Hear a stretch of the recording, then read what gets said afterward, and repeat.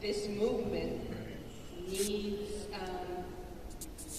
some people who've been on the other side, who understand that it can only really be done through social business, because some of the other measurements are not aligned. They're not aligned with society, and even as much as you want to have a foundation or you want to have some good corporate, socially responsible citizen, it plays itself out.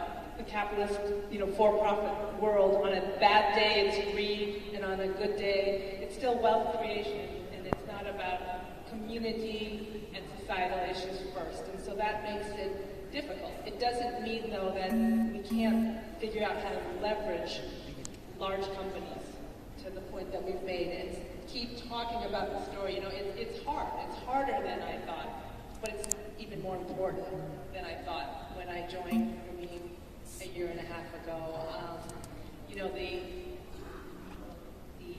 Her Excellency did a good job talking about Green America, so she sort of did a good commercial, but when you talk about the 3 zeros, it's crazy that in the United States of America, we have any number that's not 0, 0, and 0.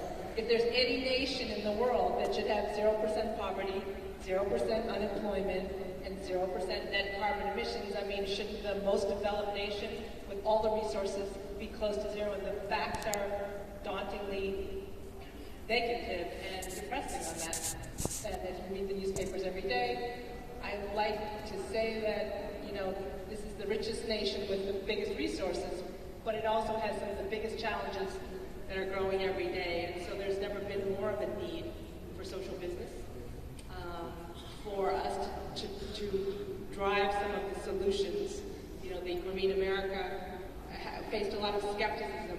I wasn't there, but you were there when people thought microcredit and then the green model of microcredit, how could that work in a country like the United States? So there was a lot of skepticism. And here we are with almost 50,000 members now in 11 cities. And we have the only microfinance program in the United States that is going to be sustainable, because the first 1 and now 2 and 3 branches will be sustainable by the end. So that's, social business is broader than microcredit, but we all know that microcredit is a very powerful social business, and it's working to scale in the United States.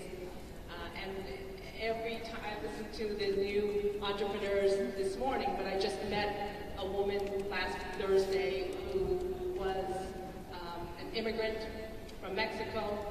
She had a marriage where she was abused. She left with this tiny child. She lived in the underground subway station until she found Green America.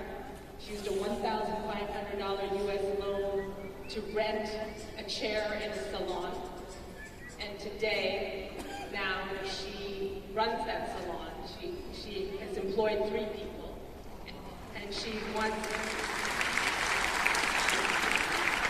We are now giving out micro-enterprise loans, larger size loans, if our borrowers have been, perfect payment borrowers for over 2 years.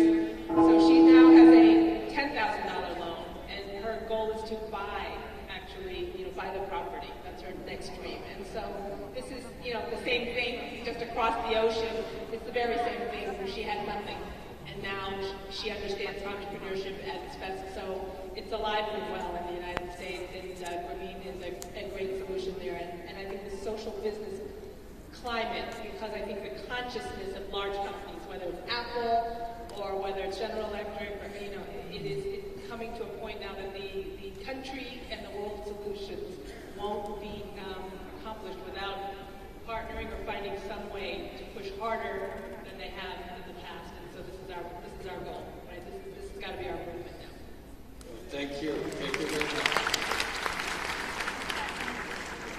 Can we now come to Saskia?